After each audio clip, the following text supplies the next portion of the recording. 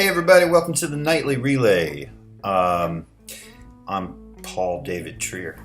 Oh man, it's been a while. I've been self-quarantining and social distancing, washing my hands and buying toilet paper for the last couple weeks. So that's why you really haven't seen much of me. But I did came across some stuff that I thought I'd share with you. So where are we?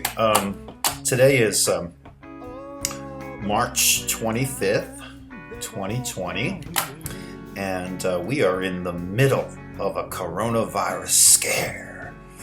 And I'm not trying to make light of that. I think we should all be taking this very seriously. Keeping our distance and covering our mouth when we sneeze and stuff. It is something to take seriously. So I'm not making light of that at all. But today the Senate finally put their stimulus package out there, and it got me to thinking, like, gee, what's in this? We really don't know all the details of what's in the stimulus package, but one bit of news kind of piqued my interest today, and that was about Boeing. So the stock market today closed at 21,200 points. It's been going up for the past couple of days because of this stimulus package that the Senate has put together. But oddly enough, one of the companies that did very well today was Boeing, because Boeing is gonna get a big chunk of money from the stimulus package. So I thought, well, gee, that's interesting.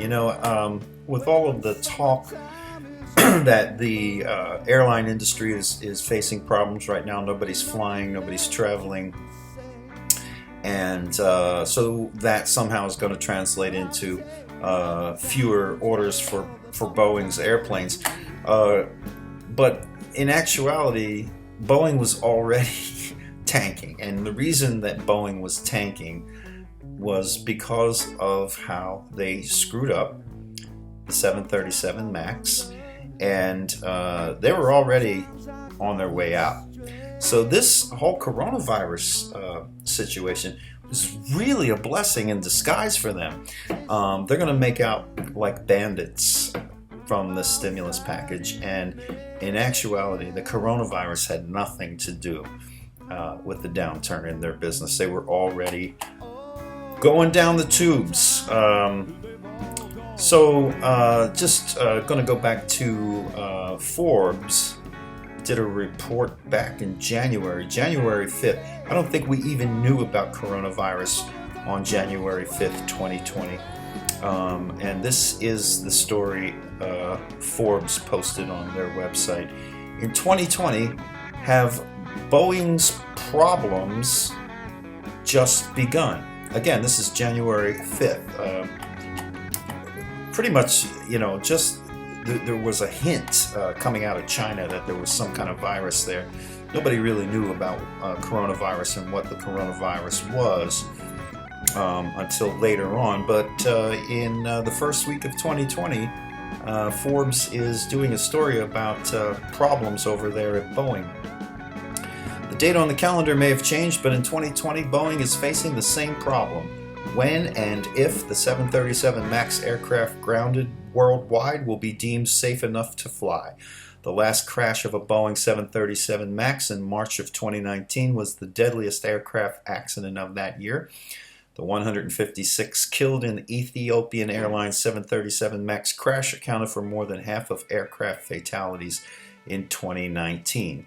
But 2020 may be an even worse year for Boeing, with investigations, questions about other Boeing aircraft, strong competition, a possible economic slowdown, Before there was a coronavirus, they were talking about an economic slowdown? No, couldn't be. Anyway, that story goes on to talk about, Boeing was already tanking, and that was before we knew anything, certainly before there was a coronavirus crisis worldwide or in this country. Nobody was worried about coronavirus, and now, because of coronavirus, Boeing's going to get bailed out by the federal government, and they don't want to give a stake of their stock. They don't want the U.S. to become a shareholder. They just want the money and basically be rewarded for bad management practices and so forth. But they're not the only ones. Couldn't look back. This is February 4th. Probably just when the whole coronavirus situation was starting to get some attention out of China. And this is from Reuters.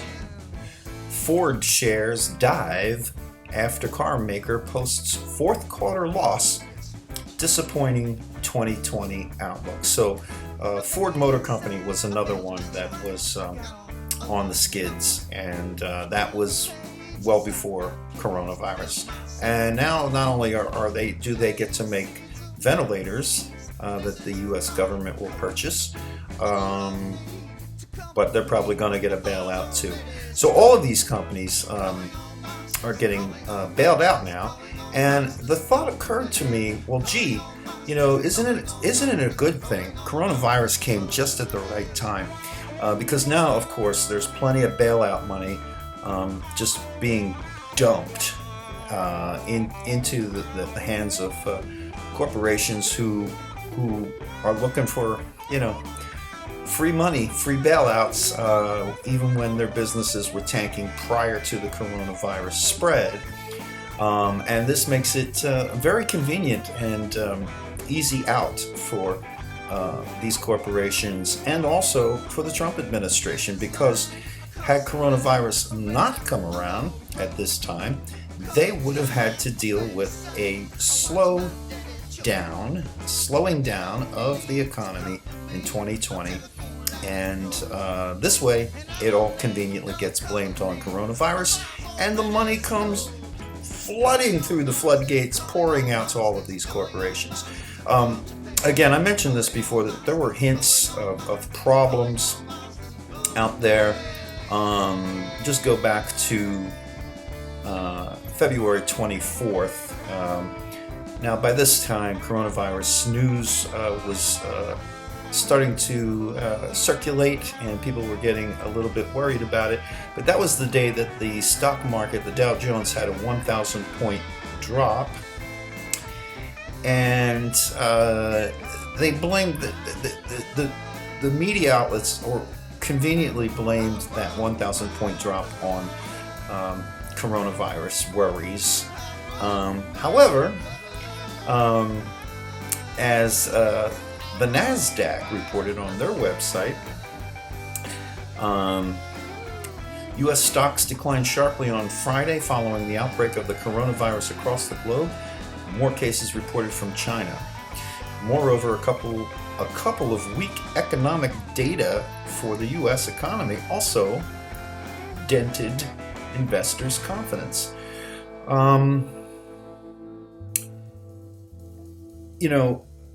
The IHS Market reported that the index for U.S. large service-centric businesses. Now, this is not manufacturing, so this is service-related businesses.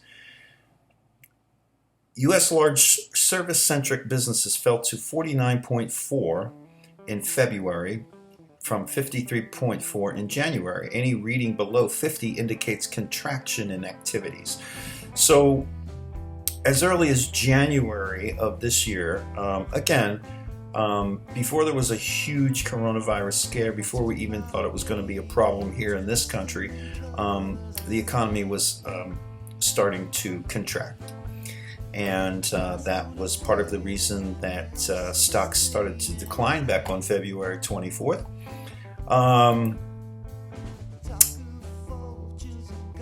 back around that time also, Donald Trump was saying, President Trump tweeted from India about coronavirus, saying that it's very much under control in the USA. So he wasn't taking it seriously, we find. But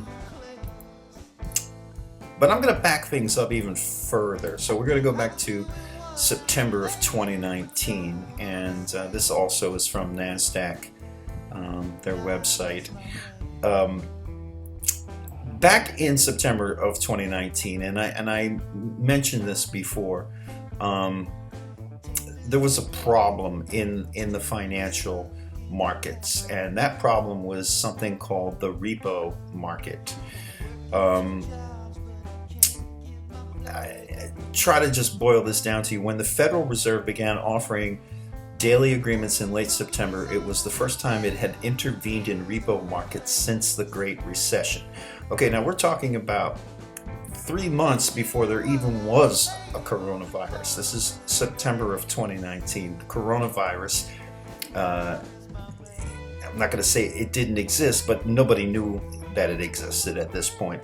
And already there were problems. So to the extent that the Federal Reserve had to step into the repo market for the first time since the Great Recession. Now, basically, what that boils down to, without trying to get into a detailed explanation of what a repo market is, these are quick loans that big organizations, banks, and so forth, they lend money to each other. It could be overnight, it could be a couple of days, it could be a couple of weeks, and they do it at a very low interest rate. They lend it out. Usually these organizations, corporations, or whoever will, they might be a little light on cash, and they've, a payment comes due. They need to get the money real quick. They say, well, don't worry, we're going to have money coming in a little bit later. So that's one thing. The other thing is in the repo business, it's actually based off of the term repurchase. The organization that's looking for a loan will hand over treasuries, bonds, things of that nature as collateral, and basically sell that to the bank that they're getting the loan from, and then they buy it back later at a slightly higher rate. Well, that rate shot up to 10%.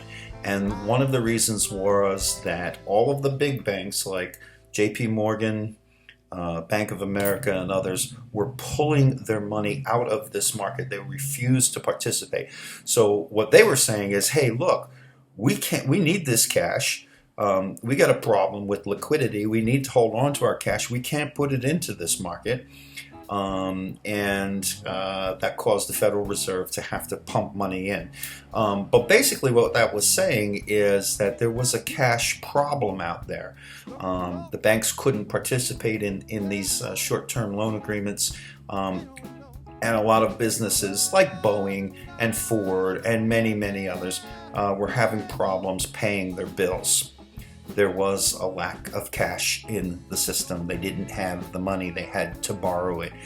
And when that kind of big-time borrowing, those markets start to seize up, then you've got a real problem. And had the Fed not stepped in and started doing what it did, the economy probably would have crashed in September of 2019.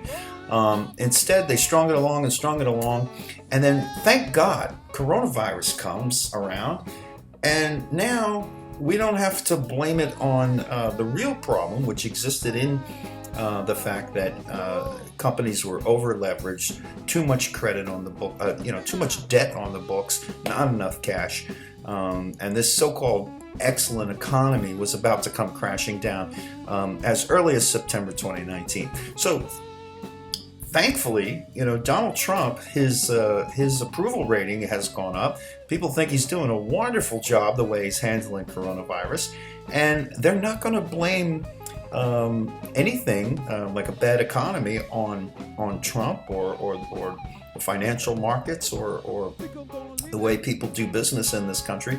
It all gets washed away by coronavirus. And in addition, $2 trillion goes flying out the door to put a big band-aid on an economy that was already bleeding severely. And anyway, I just thought I'd point that out, that the coronavirus somehow magically covers all of that up, makes Donald Trump look good, and nobody has to take the blame for what was happening to the economy several months prior to coronavirus even existing, pretty much. Thought I'd pass that on to you. I don't know. It kind of makes you wonder what this coronavirus thing might be really all about. This is the Nightly Relay. Have a good night.